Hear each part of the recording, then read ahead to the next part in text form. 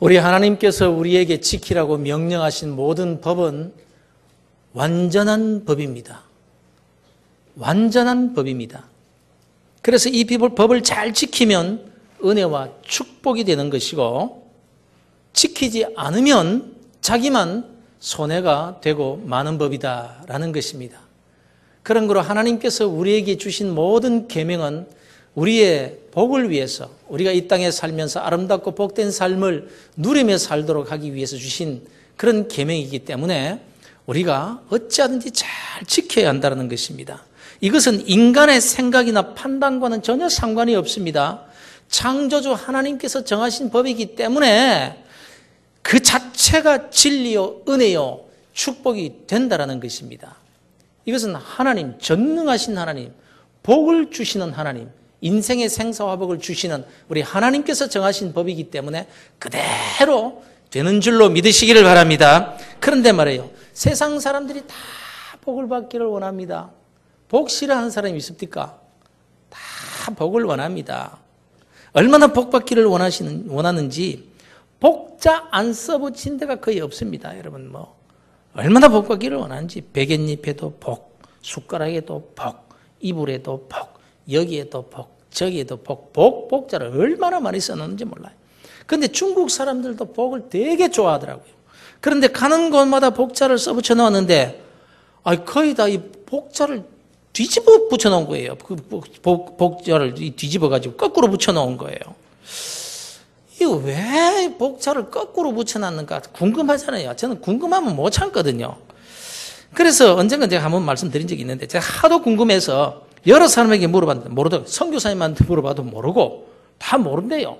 현지 가이드한테 물어봐도 글쎄요, 그 복이 하늘에서 내려와가지고 다시 못 올라가게 그냥 확 붙들어 매려고 그러는 건가요? 잘 모르겠다는 거예요. 그래서 한국에 돌아와서도 중국 사람 만나서 물어봐도 모르겠다는 거예요. 그래서 중국인이 운영하는 중국집 찾아가가지고 주인에게 일부러 가서 물어가지고 기어이 제가 알아내고야 말았다는 거 아닙니까? 네. 왜 복자를 거꾸로 써붙여 놨는가? 중국어 발음상 복이라는 글자를 푸라고 읽는답니다. 푸. 그런데 중국어로 도착하다, 왔다, 오다 라고는 이를 도자를 따우라고 읽는데, 따우. 그래서 푸 따우 하면 복이 온다 이런 뜻이죠. 푸 따우, 복이 온다, 오너라 그런 뜻. 그런데 중국어 발음상으로 거꾸로 뒤집는다 할 때 쓰는 넘어질 도, 이 도자도 같이 따우라고 읽는데요. 그래서 푸 따우 하면 복이 온다라는 뜻도 되고, 푸 따우 하면은 복이 뒤집어진다 라는 그런 뜻도 되잖아요. 그래서 푸 따우, 복이 오너라 하고 다 안 써도 복자 하나만 써놓고 딱 뒤집어 놓으니까 복이 온다, 복이 와라 이런 뜻이 된다는 거예요. 이해가 되십니까? 그래도 뭐가 뭔지 아는지 모르겠어요. 예. 어쨌든 말 되는 겁니다. 그런데 이거 제대로 아는 사람 별로 없더라고요. 아무튼 어느 나라 사람이건 복을 싫어하는 사람은 없어요. 그런데 인간의 생사화복을 주관하시는, 복을 주시는 그 하나님께서 우리에게 계명을 주시면서 그 계명 가운데 아예 복을 약속하시면서 주신 계명이 있습니다. 약속이 있는 첫 계명, 곧 제5계명인 부모 공경의 계명입니다. 그런데 이상하게도 전능하신 하나님께서 이 계명을 지키면 복을 주시겠다고 복을 주시는 그분이, 유일하신 그분이 약속을 하셨는데도 불구하고 대부분의 사람들이 이 계명을 잘 지키지 못합니다. 하나님의 약속을 믿는 그리스도인들마저 복을 원하면서도 이 계명을 잘 안 지키더라는 거예요. 분명히 압니다, 여러분. 세상 사람들도 부모 공경하면 복을 받는다, 효자가 복을 받는다, 이건 모르는 사람 없습니다. 그래서 그들이 효자는 하늘이 복을 준다 이렇게 말해요. 하늘이 뭔데요? 하늘을 보좌 삼으시고 앉아 계신 그 하나님이 복을 주신다라는 말이죠. 예수를 믿지 않으니까, 창조자 하나님, 그 인생의 생사복을 주관하시는 하나님을 모르니까 그냥 효도하면 하늘이 복을 준다 이렇게 말할 뿐인 것입니다. 하나님을 모르는 사람들도 이렇게 말들을 하는 것은 경험을 통해서, 인간의 역사를 통해서 보니까 그렇더라. 이래서 그들이 이렇게 말하는 거예요. 본문에서 말씀하시기를 내 부모를 공경하라. 그리하면 내 하나님 여호와가 내게 준 땅에서 내 생명이 길리라. 이렇게 5번째 계명으로 주셨습니다. 부모를 공경하면 장수하리라고 하셨습니다. 그런데 오래 사는 것을 두고 꼭 복이라고 할 수 있습니까? 고통과 괴로움 속에서 오래 산다면 그걸 복이라고 할 수 없는 거예요. 그런데 신명기 5장 16절에 보면 너는 내 하나님 여호와께서 명령한 대로 내 부모를 공경하라. 그리하면 내 하나님 여호와가 내게 준 땅에서 내 생명이 길고 복을 누리리라. 이렇게 말씀하고 있습니다. 그냥 오래 사는 것이 아닙니다. 장수하는데 복을 누리면서 장수한다는 말씀입니다. 그러니 사실 이 세상에서 이거보다 더 귀한 투자가 어디 있겠습니까? 여러분 나중에 노년에 이르러서 무슨 돈이 많아서 연금이 많이 나오니까 그러니까 복을 누리며 삽니까? 절대로 그렇지 않습니다, 여러분. 이것보다 더 귀한 투자가 어디 있냐? 장수하면서 노년에도 복을 누리며 살리라. 자식은요, 마땅히 부모를 공경해야 되는 거예요. 이건 복을 받느냐 못 받느냐를 떠나서 마땅히 해야 될 도리인 것입니다. 그런데 하나님은 마땅히 해야 할 이 일에 이처럼 엄청난 축복을 약속해 놓고 계시다라는 것입니다. 여러분 이것은 또요, 축복을 떠나서 하나님이 인간에게 주신 계명입니다.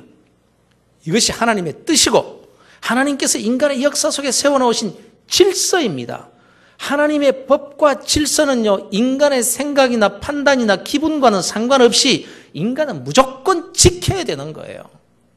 인간을 지으신 창조주께서 삶의 원리와 질서로 세워놓으신 법이기 때문에 그래요.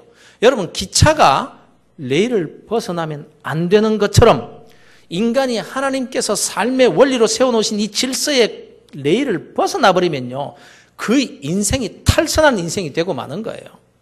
그래서 그 어떤 이유로도 우리가 부모를 공경하고 섬기는 일을 소홀히 해서는 안 된다라는 것입니다.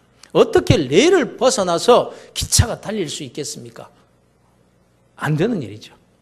반대로 부모를 공경하는 자에게 주시는 복은요, 하나님께서 약속하신 것이고 하나님께서 주시는 복이기 때문에 아무도 막을 수도 빼앗을 수도 없습니다. 떠다 놓은 물은요, 그냥 증발해버릴 수가 있지만요, 솟아오르는 온천수나 샘물 또는 끓어오르는 용암을 아무도 막을 수가 없는 것 같이 하나님께서 주시는 은혜와 복은 아무도 막을 수도 빼앗을 수도 없는 거란 말씀입니다. 여러분, 누구나 다 늙어가고 있고 다 늙을 것입니다. 그리고 이러한 모든 것을 다 떠나서 너무나도 확실한 것 한 가지, 나도 늙을 것입니다. 나도 늙을 것입니다, 여러분. 제 아무리 큰 소리를 쳐도 가는 세월을 막을 자는 아무도 없습니다. 어느 퇴직하신 분이 쓰신 그 늙은이는 서럽다라는 글이 있습니다. 이 글을 잠시 후에 내가 해야 할 말이라는 것을 염두에 두고 한번 들어보세요. 늙으면 서럽다네. 눈 어두워 그렇지. 돋보기 안경 쓰고 확대경 손에 드나 그래도 안 보여 2번 3번 살핀다네. 늙으면 서럽다네. 귀먹어 그렇지. 남의 소리 반타작. 묻기 못해 지나고 재빠른 전화 소리는 정말 듣기 힘들다네. 늙으면 서럽다네. 짝이러니 그렇지. 100년 해로 약속 어겨 어느 한쪽 먼저 가니 남은 쪽 외로움이야 일러 무엇하리요. 늙으면 서럽다네. 병들어 그렇지. 내 몸은 내 몸이나 내 맘대로 못하니 옆에서 돌보지 않으면 꼼짝 못해 답답하지. 늙으면 서럽다네. 늙으면 서럽다네. 여러분 부모님과 전화하면서 잘 못 알아듣는다고 신경질 내보신 적 없습니까? 아직 젊은이들에게는 이런 말이 넋두리같이 들리고 가슴에 와닿지 않을 테지만 조금만 나이가 들면요, 이런 소리 예사로 들리지 않는 법입니다. 그런데 여러분, 세월이 빠릅니다. 정말 무섭게 빠른 거예요. 이 세월이 빠르다는 말을 예사로 듣지 마십시오. 이 말을 귀중히 여기면 인생을 배로 살게 되지만 이 말을 예사로 여기면요, 인생을 많이 낭비하게 될 것입니다. 여러분 또 한 가지의 진리의 말씀을 기억하셔야 됩니다. 무엇이든지 심은 대로 거두리라 하는 말씀입니다. 여러분이 부모에게 한 그대로 여러분의 자식들에게서 열매를 맺게 될 것입니다. 사람이 무엇으로 심든지 그대로 심은 대로 거두리라. 하나님은 절대로 만홀의 여김을 받으시는 분이 아니시라는 점을 기억하셔야 됩니다. 오늘날의 인간 사회에서 정말 가슴 아픈 얘기가 있는데요. 이런 얘기입니다. 나이가 들면 재산 절대로 자식에게 넘겨주지 말라. 이 얘기입니다. 죽을 때까지 손에 쥐고 있어야 된다는 거예요. 왜요?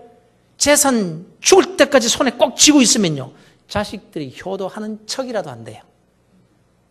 그러나 온갖 좋은 소리 대가지고 재산 딱 물려받고 나면 달라진다는 거죠. 오십시오, 오십시오 하던 자식들이 서로 내가 모시라, 내가 모시라 하면서 부모를 멀리하기에 끝까지 재산 물려주지 말고 쥐고 있어라. 참 슬픈 얘기 아닌가요? 하기야 이것이 어디 뭐 오늘날의 얘기만이겠습니까? 셰익스피어의 4대 비극 중에 하나인 리어 왕에 보면 이런 얘기가 나옵니다. 누더기를 걸친 아버지는 자식을 소경으로 만들지만 돈주머니를 가진 아버지는 효자를 볼 것이라네. 무슨 말입니까? 돈 없는 부모의 자식은 소경이 된대요. 그냥 부모를 못 본 척 한다는 거예요. 그러나 돈주머니를 찬 아버지의 자식은 효자같이 군다라는 거예요. 이것이 오늘날 인생들의 모습이라는 건 참 슬픈 얘기죠. 그리고요, 이런 말이 있습니다. 딸 가진 노인은 외롭지 않지만 아들만 둔 사람은 희망이 없다. 이 아들만 있는 분들 요새 많은데 가슴이 덜컹 안 하실지 모르겠습니다.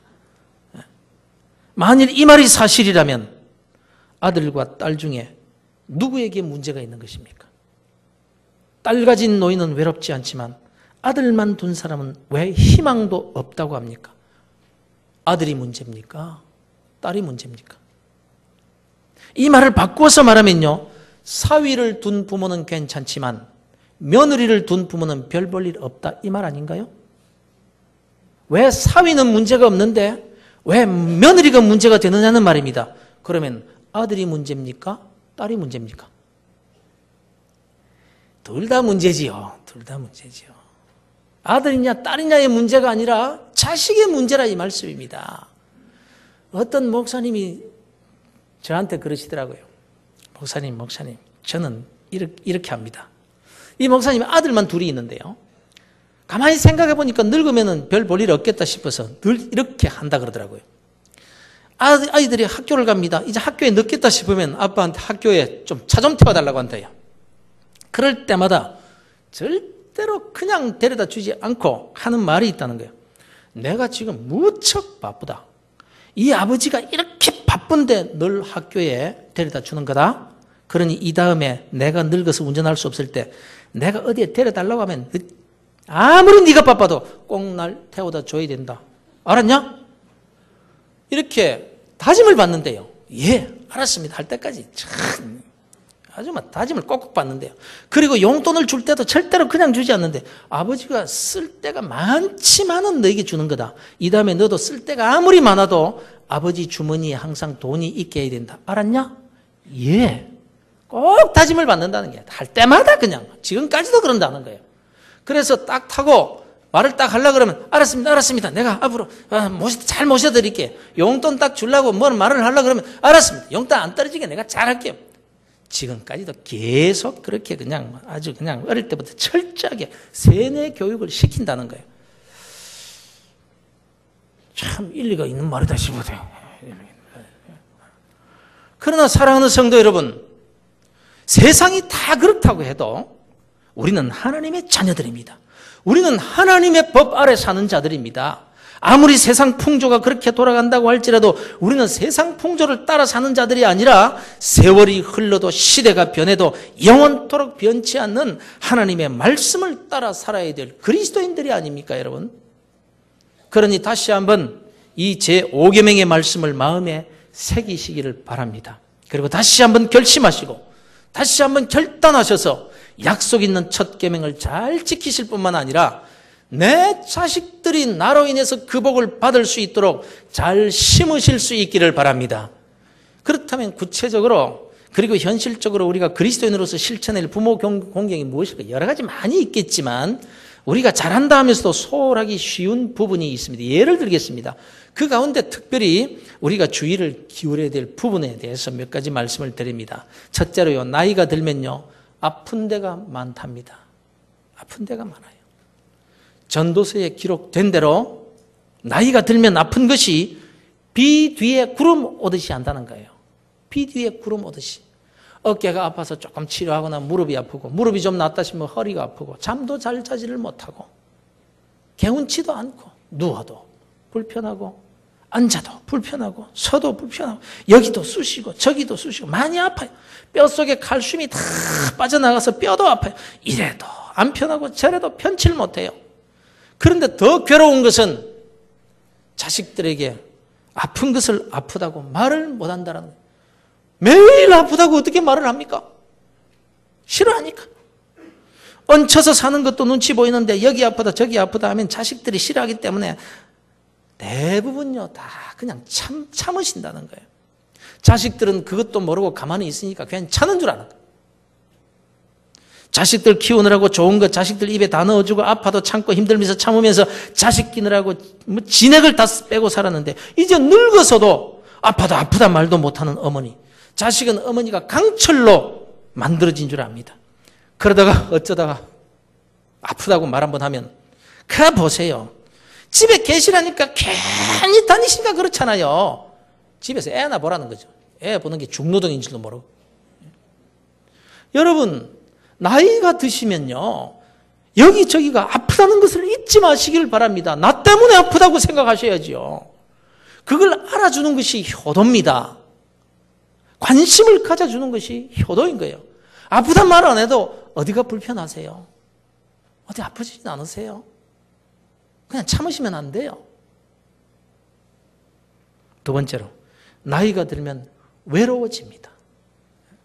아이고 우리 집은 다릅니다. 우리 집은 다릅니다. 자식들이 얼마나 많은데요. 손주들이 집집마다 와글와글 하기 때문에 우리 어머니 우리 아버지는 적어도 외롭지는 않으실 것입니다. 이렇게 생각하지 마시기를 바랍니다.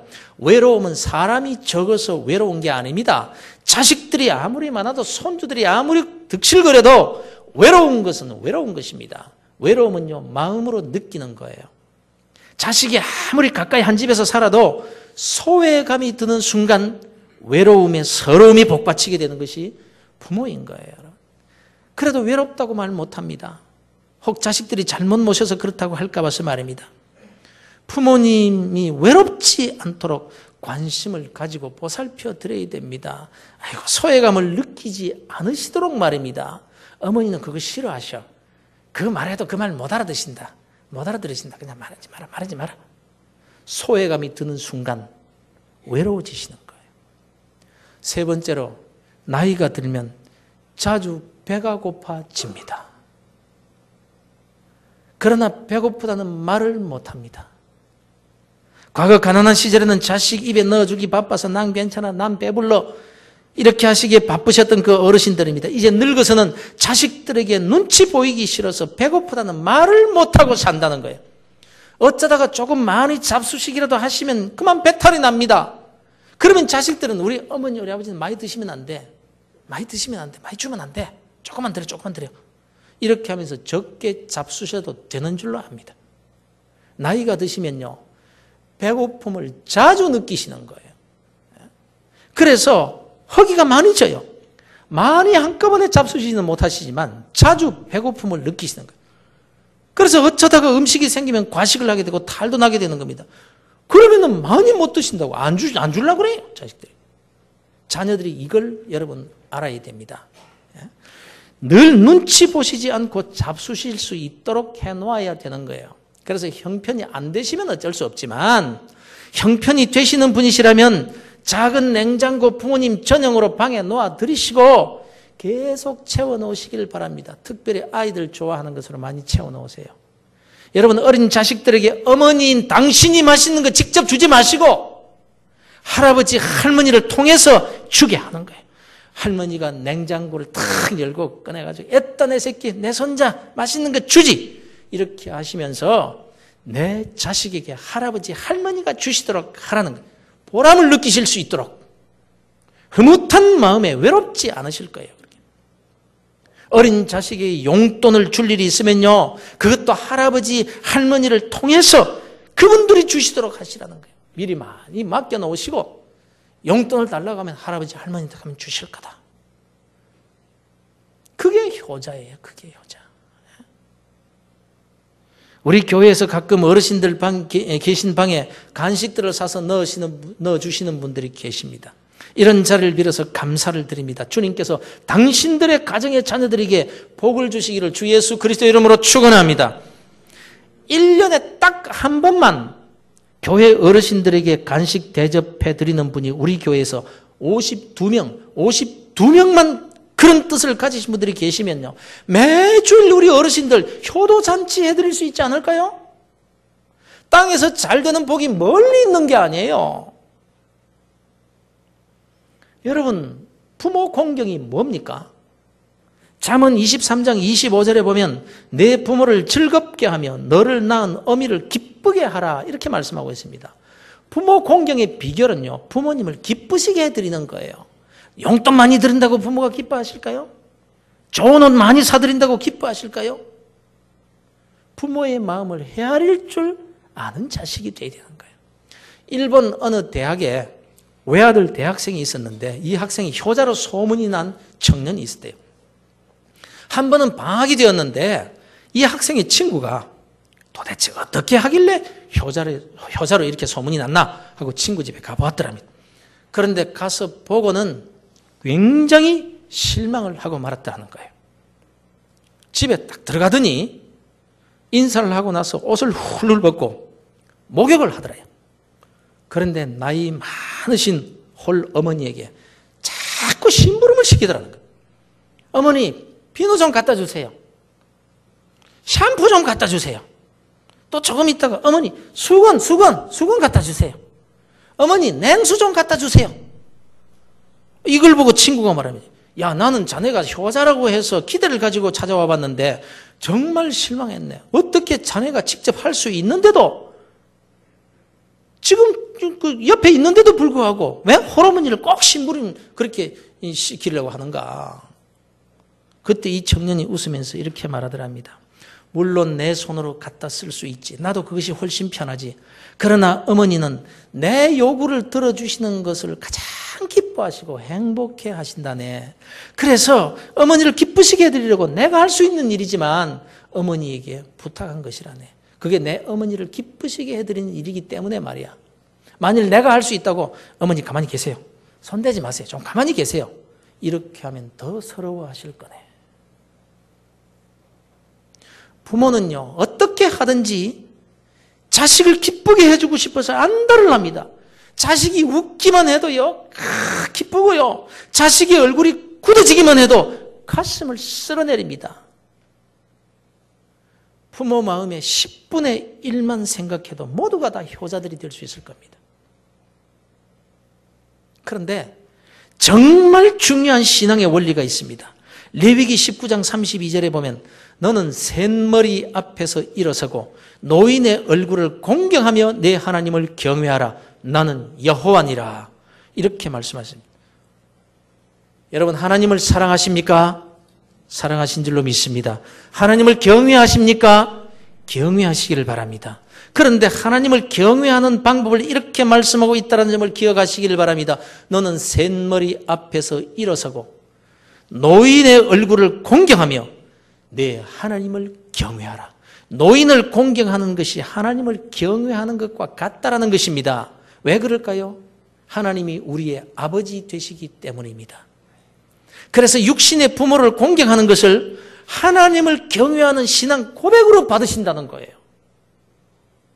여러분 부모님이 계시지 않거나 이미 세상을 떠나신 분들이 계신가요? 그러면 눈에 보이는 어른들, 노인들을 공경하십시오. 그분들의 얼굴 앞에서 그분들을 공경하는 태도를 가지십시오. 하나님을 경외하는 것으로 인정받게 될 것입니다. 우리 교회 학생, 청년 여러분, 오늘날 어른을 공경할 줄 모르는 세대가 되어버리고 말았습니다. 어른들의 권위를 아예 인정을 하지 않으려고 합니다. 너는 샌머리 앞에서 일어서라고 하십니다.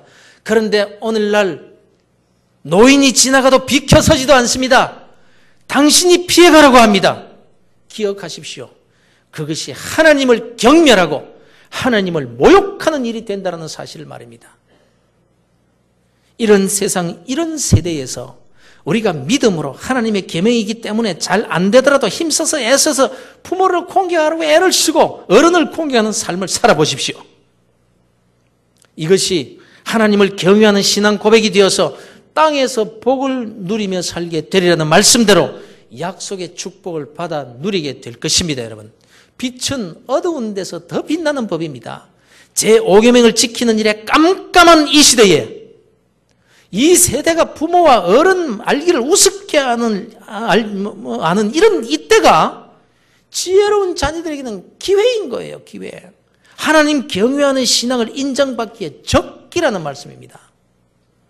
여러분, 결국 하나님께서 우리에게 요구하시는 신앙은 바로 하나님 여호와를 경외하라, 하나님을 사랑하라, 하나님을 경외하라, 이것으로 요약되는 것입니다. 그래서 신명기 6장에서 말씀하기를 여호와께서 우리에게 이 모든 규례를 지키라 명령하셨으니 이는 우리가 우리 하나님 여호와를 경외하여 항상 복을 누리게 하기 위함이라, 이렇게 말씀합니다.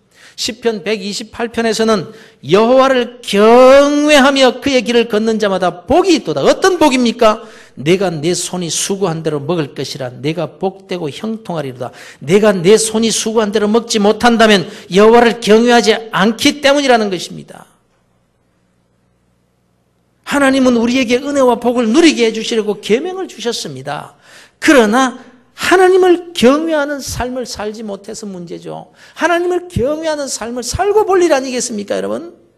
그런데 하나님은 육신의 부모를 공경하는 것을 두고 내가 나를 공경하는구나, 내가 나를 경외하는구나, 이렇게 말씀하신다는 것입니다. 여러분, 사랑하는 성도 여러분, 자녀 되신 모든 성도 여러분, 아니 아직 기력이 있다고 생각되시는 분들은 아직도 일에서 그 일에 대한 은혜와 축복을 기대하는 분이시라면 특별히 이 제5계명을 약속 있는 첫 계명으로 주신 하나님의 뜻과 명령 결단코 잊지 마시기를 바랍니다. 여러분의 자녀들을 사랑하십니까? 그러면 부모를 공경하셔야 됩니다. 부모 공경하는 것은 내 자식에게 축복을 이어주는 것이 되기 때문입니다. 내 자식을 사랑한다고 하면서 내 부모를 공경하지 않는 것은 내 자식 많은 길로 들어서게 만드는 거예요. 하나님의 뜻을 기억하실 수 있기를 바랍니다. 여러분, 여러분의 가정이 대대로 이 제5계명을 잘 지키는 그런 가문 이루게 되시기를 우리 주 예수 그리스도 이름으로 축원합니다.